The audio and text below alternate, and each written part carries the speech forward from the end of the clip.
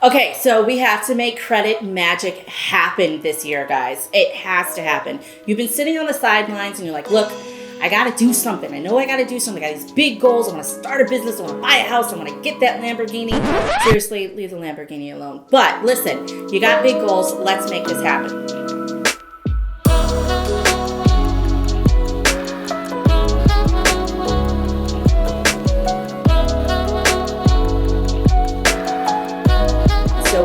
A solid plan to move forward.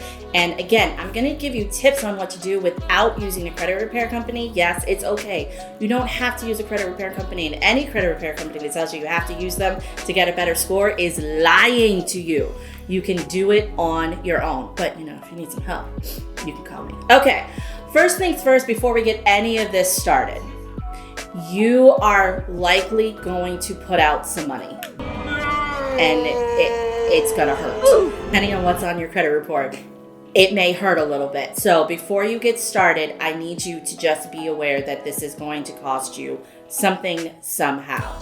So step number one, if you are not caught up on your bills and you are behind, you cannot do anything.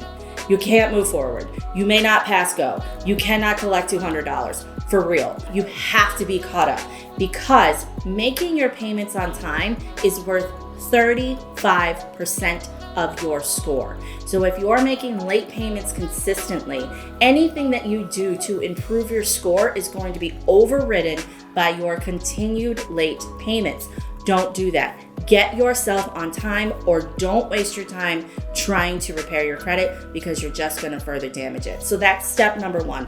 Get on time. Get yourself financially sound so that you can move forward. Step number two.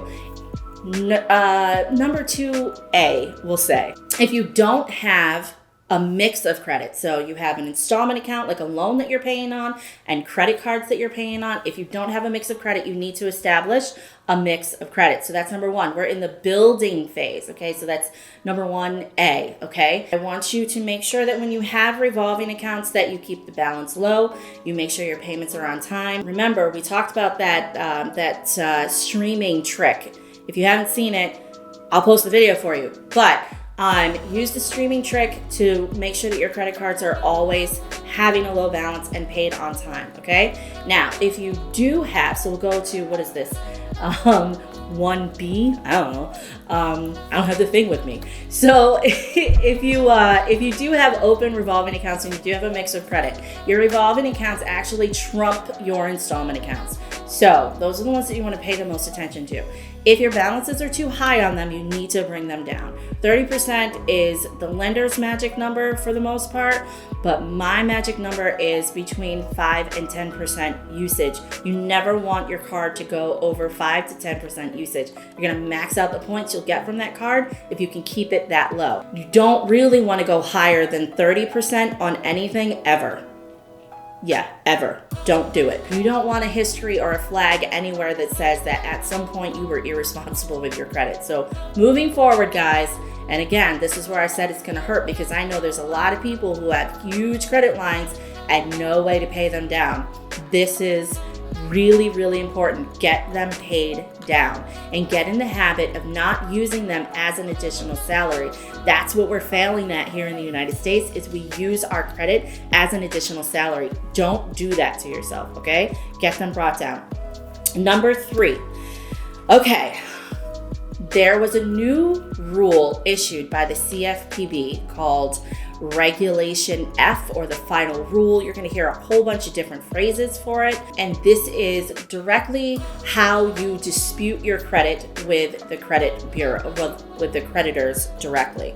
Okay, so I want you to comb through your credit report, and I want you to find everything that's outside the statute of limitations for your state. Okay, so I'm in Virginia. Statute of limitations for my state is 5 years. So remember, items can stay on a credit report for up to 7 years. So if the last time you made a payment on an account that is negative has been more than 5 years, you can dispute that account And we're going to start going into some videos about exactly what you're looking for. But you're going to find the errors. I've posted so many videos about this stuff, guys. You should be able to do this in your sleep if you're watching.